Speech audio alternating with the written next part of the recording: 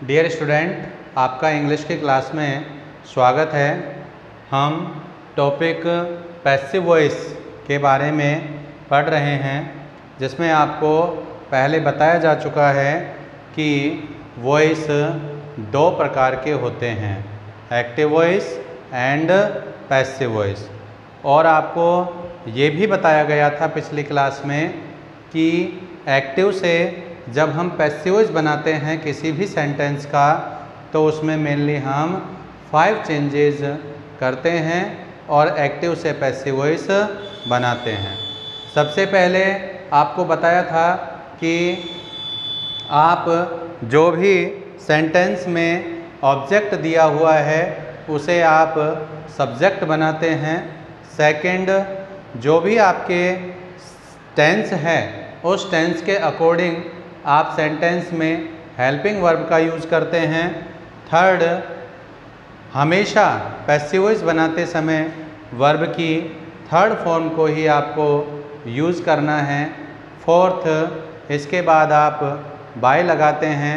और फिफ्थ, आपके यदि सब्जेक्ट जो भी सेंटेंस में दिया गया है उसे हम ऑब्जेक्ट में चेंज करके लिख देते हैं।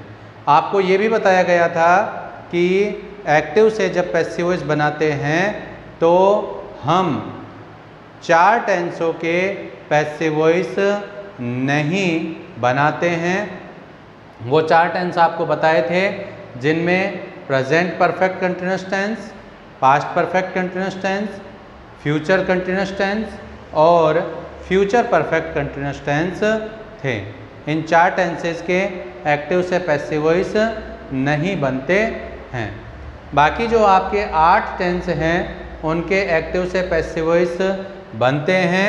किस प्रकार से बनते हैं वो आपको इस चार्ट के माध्यम से यहाँ पर समझाया गया है कि प्रेजेंट सिंपल यदि आपके टेंस है तो आप उसका पैसिव वॉइस बनाते समय एक्टिव वॉइस की स्ट्रक्चर हमने प्रत्येक टेंस की पढ़ ली थी, क्योंकि जब हमने टेंस किया था तो उस समय हमने एक्टिव वॉइस की स्ट्रक्चर उस समय सभी टेंसों में पढ़ ली थी। यहाँ पर मैं आपको पैसिव वॉइस की स्ट्रक्चर समझा देता हूँ कि प्रेजेंट सिंपल टेंस यदि आता है तो आप उसका पैसिव वॉइस बनाने के लिए जो सेंटेंस में ऑब्जेक्ट दिया गया है उसे सबसे पहले लगाएंगे। हेल्पिंग वर्ब पैसिव वॉइस बनाते समय एज एम आर का यूज करेंगे। वर्ब की हमेशा थर्ड फॉर्म आएगी। इसके बाद सेंटेंस में बाय लगाएंगे। जो आपको सेंटेंस में एक्टिव वॉइस में दिया गया है सब्जेक्ट, उसे आप पैसिव वॉइस बनाते समय ऑब्जेक्ट में बदलकर लिख देंगे। और यदि आपके प्रेजेंट कंटीन्यूअस टेंस का कोई भी सेंटेंस आता है तो सब्जेक्ट में जो ऑब्जेक्ट दिया गया है उसे सबसे पहले लगाएंगे। हेल्पिंग वर्ब इस टेंस में इज, एम, आर, इनके साथ आप बीइंग का यूज़ करेंगे। वर्ब की थर्ड फॉर्म ही आएगी। बाय लगाकर जो सब्जेक्ट दिया गया है आपको सेंटेंस में उसे ऑब्जेक्ट में चेंज करके लिख देंगे। और यदि इसके बाद भी कुछ चीज़ है, ETC एटसेट्रा है, तो आप उसे अंत में लिख देते हैं।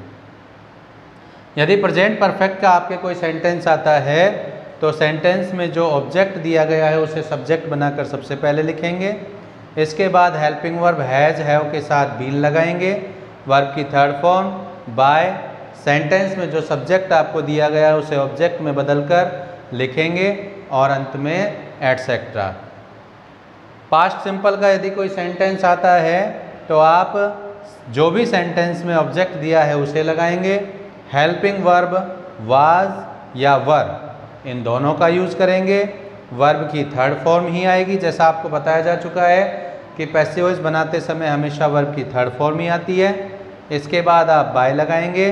सेंटेंस में जो सब्जेक्ट है उसे ऑब्जेक्ट में बदल कर लिख देंगे और अंत में जो कुछ बचा है इनके अलावा एटसेट्रा वो लगा देंगे। इसके बाद यदि आपके पास्ट कंटीन्यूअस टेंस का कोई सेंटेंस आता है तो उसका पैसिव वॉइस बनाते समय सेंटेंस में जो भी आपको ऑब्जेक्ट दिया है उसे सब्जेक्ट में चेंज करके सबसे पहले लगाएंगे। उसके बाद हेल्पिंग वर्ब वाज वर्ब के साथ बीइंग, वर्ब की थर्ड फॉर्म बाय और सब्जेक्ट में सेंटेंस में आपको जो भी सब्जेक्ट दिया है उसे ऑब्जेक्ट में चेंज करके लिख देंगे और अंत में यदि कुछ बचा है तो उसे लिखेंगे।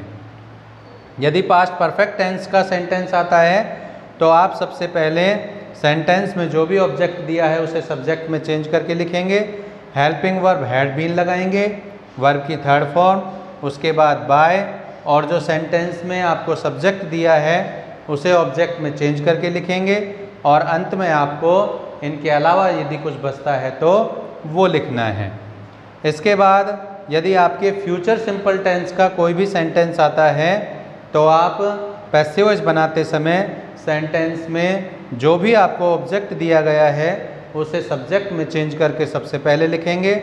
Helping verb will be, shall be का यूज करेंगे, उसके बाद वर्ब की थर्ड फॉर्म लगाएंगे, इसके बाद बाय लगाएंगे और सेंटेंस में जो भी सब्जेक्ट है उसे ऑब्जेक्ट में चेंज करके लिख देंगे और अंत में इनके अलावा यदि कुछ है तो उसे आप लिख देंगे। और फ्यूचर परफेक्ट टेंस का यदि कोई सेंटेंस आता है तो पैसिव वॉइस बनाते समय आप सबसे पहले ऑब्जेक्ट को सब्जेक्ट में बदल कर लिखेंगे। Helping verb will have been, shall have been इनका यूज करेंगे, वर्ब की थर्ड फॉर्म लगाएंगे, इसके बाद बाय और सेंटेंस में जो आपको सब्जेक्ट दिया है उसे ऑब्जेक्ट में चेंज करके लिखेंगे और अंत में आपको इनके अलावा जो कुछ बचता है वो आपको लिख देना है। तो इस प्रकार से हमारे 8 टेंस के एक्टिव से पैसिव वॉइस बनाए जाते हैं और इनके पैसिव वॉइस में क्या स्ट्रक्चर यूज़ होती है ये आपको यहाँ चार्ट में दिखाई गई है। एक बात आपको ध्यान रखनी है कि जैसा आप इस चार्ट में देख रहे हैं कि यदि कोई भी टेंस आपको दिया गया है तो पैसिव वॉइस बनाते समय उससे अगले वाले टेंस की हेल्पिंग वर्ब का यूज़ हम पैसिव वॉइस की स्ट्रक्चर में कर रहे हैं। जैसे प्रेजेंट सिंपल टेंस के पैसिव वॉइस में हमने is, am, are, it means यहाँ पर हमने नेक्स्ट टेंस के हेल्पिंग वर्ब यूज़ की है। Is, am, are present continuous में आती है और प्रेजेंट कंटिन्यूस के हेल्पिंग वर्ब हमने यहाँ पर इसमें लगाई है। लेकिन जिन टेंस में कंटिन्यूस आता है उन टेंस में हम सेम हेल्पिंग वर्ब जैसे प्रेजेंट कंटिन्यूस और पास्ट कंटिन्यूस इन दोनों टेंसों में वाज और वर हेल्पिंग वर्ब आती है और प्रेजेंट कंटिन्यूस में इज, एम, आर आती है।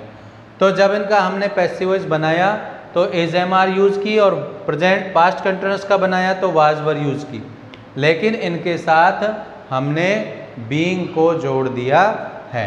बाकी इन 6 टेंसों में प्रेजेंट कंटिन्यूस और पास्ट कंटिन्यूस को छोड़कर बाकी जो 6 टेंस बचे हैं उन 6 टेंसों में हमने पैसिव वॉइस बनाते समय अगले टेंस की हेल्पिंग वर्ब का यूज़ करते हुए पैसिव वॉइस बनाते हैं। तो आज के लिए बच्चों इतना ही। Thank you very much.